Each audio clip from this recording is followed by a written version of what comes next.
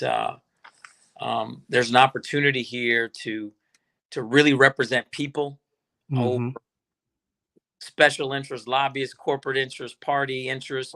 We're going to represent the individual who's been left out and Yeah. feel ignored. And so it's been a great feeling because people have been so welcoming, so many volunteers, so many folks helping and supporting financially, which is critical. So Mm-hmm.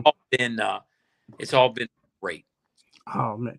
Well, I gotta ask you a couple of questions, man, because Sure. all right, so what motivates you to transition from a successful entertainment career and all the things that you've been doing for as author, philanthropist, just to pursue in politics? Yeah. For me, when I became an actor originally, I wanted to be like Harry Belafonte, and an activist, and that's what I did.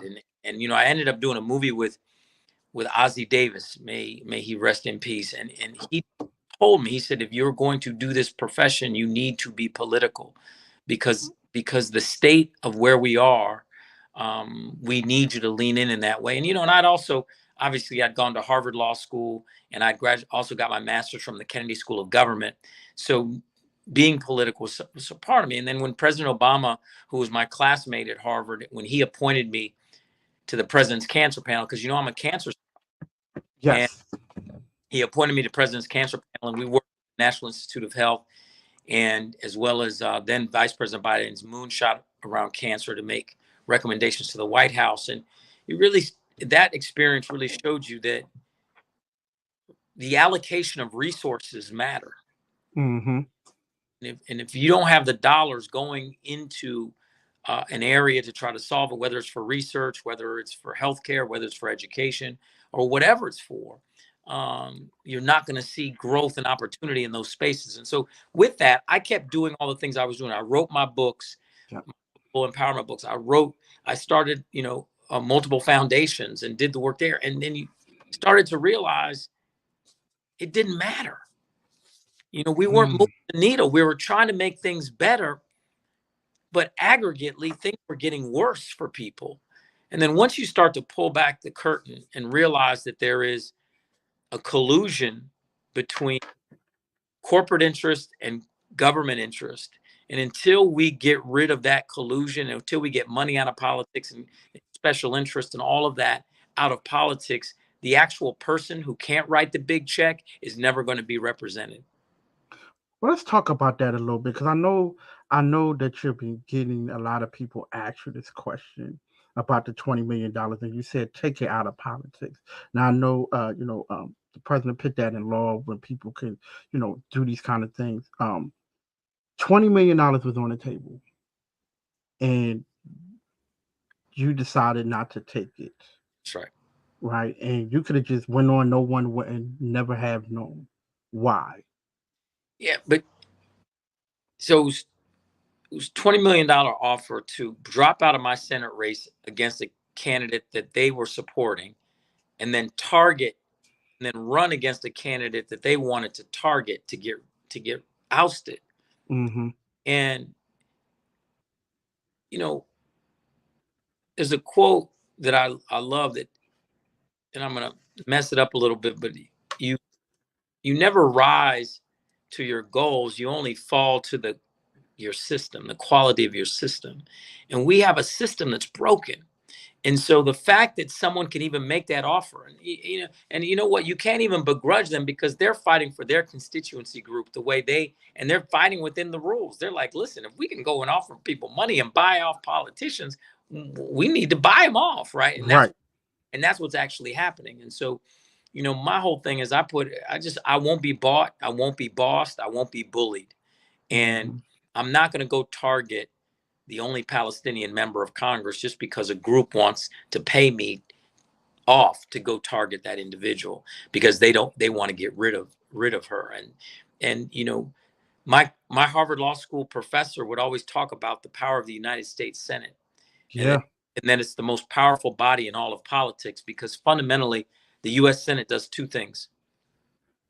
It confirms lifetime appointments of federal judges, and then it decides where your annual budget goes. And the last year's budget was $6.4 trillion. Next year, Mm. the sevens of trillions. So 100 people are basically deciding where $7+ trillion goes.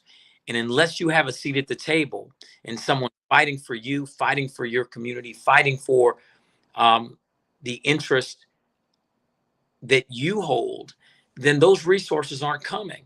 Yeah. And so I'm interested in passing and getting universal health care passed because I know it's hurting so many people. People have to choose between paying for prescription medicine, paying for their life-saving drugs, and paying their rent because the rent's too damn high.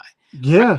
People Yeah. in Michigan, the auto insurance rates, there's collusion between auto insurance and government, and the fact that you're seeing people pay more in monthly auto insurance costs than their car note itself. That's crazy, Mhm. right? Yeah. And then we think about gun violence, and we can't come up and really put forth common sense gun laws and get those done because of the power of the NRA and the gun lobby. And then let's talk about women's reproductive rights and women's reproductive freedom and the ability for a woman to determine her own healthcare choices in the sanctity of her doctor. And these are issues that we can solve, yet the political will to solve them has to be there. And then the fight has to be in the individuals that are sent there. Wow. Well, I'll tell you this, right? I did a little bit of history research, and this like really like turned my head because in the history of the United States Senate, there only been 11 blacks. Wow. That's right. And there's been a higher percentage of black presidents in the United States, black senators. And so what we're trying to do is making history, and we know it's very difficult. And that's why we need everybody's help. And Hmm. understand, I'm not running to be the governor of Michigan. I'm running to be a U.S. Senator from Michigan. And the U.S. Senate is federal law. So whatever laws we're able to fight for and pass are going to apply to everyone across the country. So if we can get Medicare for all done and universal health care, that's going to help everybody, not just Michiganders. If we can reduce the mass incarceration crisis and have a pathway to expungements, that's going to help everybody. If Yeah. we pass the PRO Act and allow unions to be strengthened and undergirded, and not allow right to work states to squeeze unions and give the National Labor Relations Board real teeth, give OSHA real teeth, that's going to help everybody. If we pass women's reproductive rights and reproductive freedom, if we create common sense gun laws and have more public safety and guns, that's going to help everybody. And so I want people to see my run as representing them as well. And so that's why I want them to get involved and hopefully support it, because the way we win this is grassroots. It's with Yes. watching this giving $2, $5, $10. So we can hire organizers, hire young people, hire street teams. We can meet and make these phone banking and text banking. That's what's going to win this. It's not going to be the glossy ad that plays during the basketball games and basketball playoffs. It's going to be person to person, hand to hand, grassroots. And the only way we can afford to do that is if anybody who's listening now says, I'm going to go to this brother's website because I like what he's saying. I know he's going to represent me and my best interest and that of my family, my community, and I'm going to go ahead and give. So hillharper.com, we need your support. Yes, yes, yes. Everybody, y'all can see it at the bottom. $10 plus. Makes a That's huge. easy. Make a huge difference. Definitely make a huge difference. Now, my last question to you, because I know we're on a time schedule a Yes. little bit, right? What message do you have to hope to, convince the voters during your campaign? What legacy do you hope to leave if elected to the U.S. Senate? Well, it comes down to this. The U.S. Constitution and the Michigan Constitution begin with the exact same three words. It starts with we the people. It doesn't start with we the super PAC or we the corporation or we the lobbyist or we the party. It starts with we the people. And the people, we have the power, but we've gotten away from it. And it's not our fault.